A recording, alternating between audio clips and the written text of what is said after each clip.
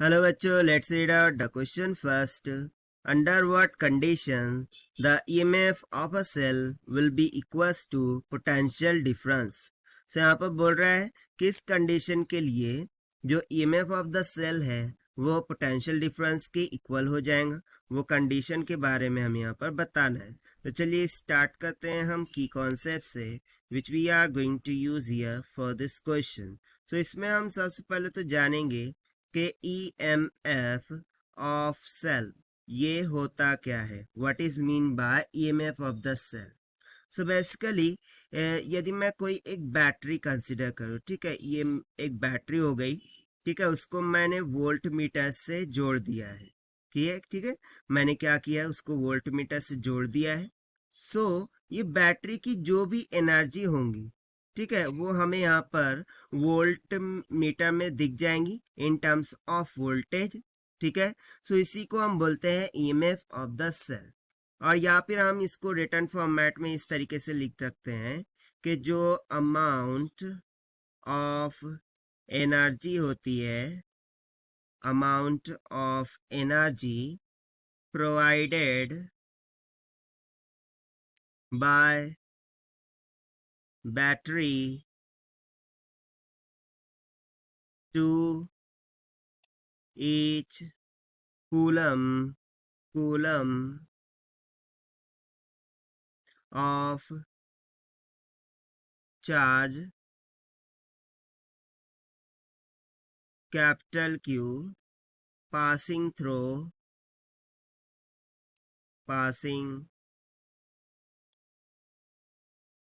सो उसी को हम क्या बोलते हैं, ईएमएफ. यानी कि अमाउंट ऑफ एनर्जी जो कि प्रोवाइड की जाती है बैटरी के द्वारा to each coulomb of charge passing through.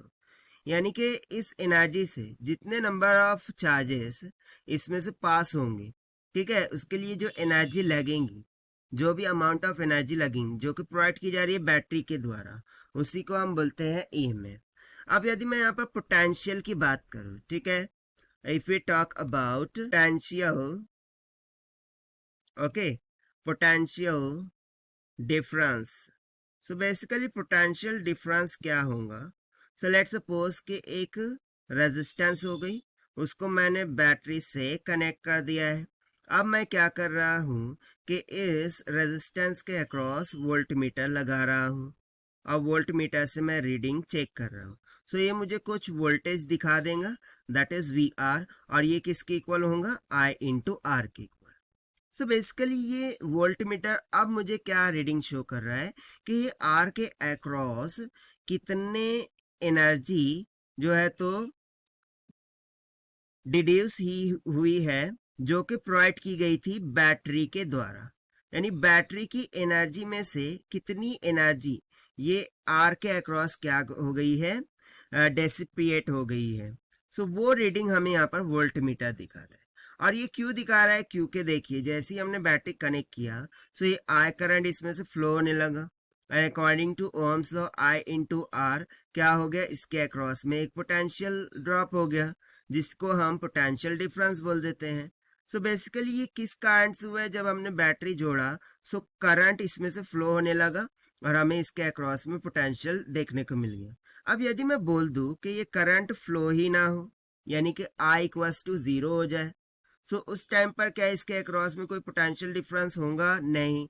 यदि पोटेंशियल डिफरेंस होगा ही नहीं, इट मीन्स दैट कि वोल्ट मीटर अब मुझे कौन सी रीडिंग दे देगा, इस बैटरी का वोल्टेज की रीडिंग दे देगा. अब बैटरी का वोल्टेज क्या है, बैटरी का वोल्टेज तो ईएमएफ है.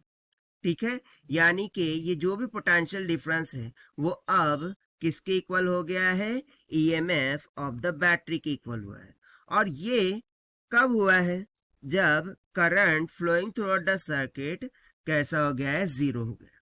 यानी कि यदि मैं चाहता हूं कि EMF of the cell potential difference के इक्वल हो जाए, ठीक है, यहां से हम स्टेटमेंट में क्या लिखेंगे कि यदि हम चाहते हैं कि EMF of the cell, okay, EMF of cell ये इक्वल हो जाए किसके, पोटेंशियल डिफरेंस के.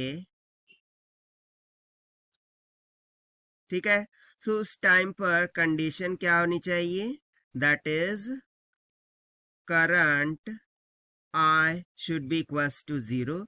This means that no flow of current. ठीक है, no flow of current, उसमें से कोई भी करंट का फ्लो नहीं होना चाहिए, तभी हम बोल सकते हैं कि ईएमएफ ऑफ द बैटरी किसके इक्वल होगा, पोटेंशियल डिफरेंस के।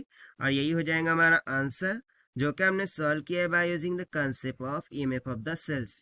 So this is the required solution. I hope you understood well. Best of luck. Thank you.